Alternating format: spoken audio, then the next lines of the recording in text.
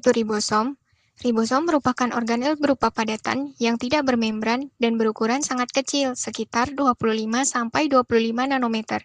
Ribosom terdapat dalam sitoplasma dan menempel atau melekat pada membran retikulum endoplasma kasar. Terletak di dalam inti nukleus terdapat nukleolus. Nukleolus adalah tempat perakitan RNA ribosom. Molekul pre-RNA meninggalkan nukleolus dan membentuk subunit besar ribosom dan subunit kecil ribosom di dalam nukleoplasma. Subunit kemudian diangkut keluar nukleus melalui pori-pori nukleus. Begitu berada di sitoplasma, mereka bergabung untuk membentuk ribosom lengkap. Ribosom sebagian besar terdiri atas RNA sekitar 60%, sedangkan selebihnya yaitu protein sekitar 40%. Perhatikan gambar di bawah, bagian berwarna biru berupa protein dan yang oranye adalah mRNA pada ribosom. Selanjutnya gambar yang di samping kanan yaitu gambar dari struktur ribosom yang berfungsi saat proses sintesis protein. Jadi, pada saat melaksanakan proses sintesis protein, ribosom ini dia memiliki satu tempat pengikatan subunit kecil mRNA dan 3 tempat pengikatan RNA yang dikenal dengan tempat A, P, dan E, yaitu tempat aminosil, peptidil, dan exit. Aminosil tempat mengikatnya ke RNA yang menyusun asam amino berikutnya yang akan ditambahkan dari rantai polipeptida. Sedangkan peptidil biasanya tempat pengikat yang menempel pada rantai polipeptida yang sedang tumbuh. Selanjutnya exit yaitu tempat keluarnya tRNA yang memiliki peran muatan. Selanjutnya, ribosom dibagi menjadi dua jenis. Yang pertama ada ribosom bebas dan yang kedua ribosom terikat. Nah, kawan-kawan bisa lihat gambar yang ada di PPT ini. Ada gambar sel eukariotik dan sel prokariotik. Nah, kawan-kawan bisa lihat sendiri di mana di dalam sitoplasmanya itu banyak sekali organel yaitu ribosom. Nah, ini yang dikatakan ribosom bebas. Sedangkan ribosom terikat, dia hanya terletak di retikulum endoplasma kasar. Selanjutnya, ukuran dari ribosom. Ribosom memiliki subunit besar dan subunit kecil.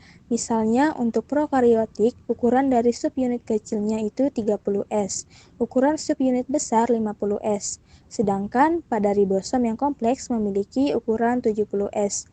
Untuk eukariotik, subunit besar 60S dan subunit kecil 40S. Ribosom kompleksnya 80S. Jadi, ukuran ribosom yang ada di prokariotik ini lebih kecil dibandingkan ribosom yang ada di sel eukariotik. Sintesis protein.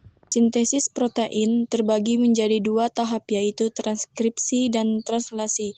Transkripsi adalah proses pembuatan salinan mRNA dari DNA, sedangkan translasi adalah proses penerjemahan mRNA menjadi protein. Nah, inilah yang dikatakan dengan proses sintesis protein. Di dalam proses transkripsi dan translasi terjadi proses inisiasi, elongasi, dan terminasi. Dalam proses sintesis protein, terjadi penyalinan DNA menjadi mRNA. Terjadi penyalinan DNA karena DNA terletak di nukleus, sedangkan proses sintesis protein ini berlangsung di ribosom. Jadi DNA tidak bisa bergerak sendiri menuju ke ribosom. Oleh karena itu, membutuhkan fasilisator RNA polimerase untuk mencetak mRNA supaya bisa pergi ke ribosom melakukan proses sintesis protein. Dalam proses transkripsi, sangat membutuhkan enzim RNA polimerase untuk memisahkan untaian DNA menjadi dua bagian, dengan cara bergerak dari terminator ke promotor. Nah, ketika RNA polimerase ini sampai ke promotor, proses inilah yang dikatakan dengan proses inisiasi.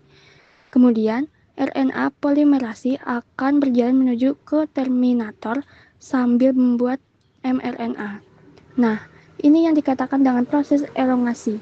Ketika RNA dan enzim polimerase sampai ke terminator, maka proses ini dikatakan proses terminasi atau berakhirlah proses dari transkripsi. Nah, ketika mRNA itu terbentuk, maka dia akan membawa pesan atau membawa kode hasil salinan DNA ke ribosom, di mana mRNA ini dia berisi kumpulan dari kodon-kodon. Selanjutnya, akan terjadi proses translasi, di mana dalam proses translasi ini akan terjadi proses penerjemahan kode-kode DNA yang dibawa oleh RNA tadi, sehingga dia menghasilkan rantai polipeptida untuk penyusun protein.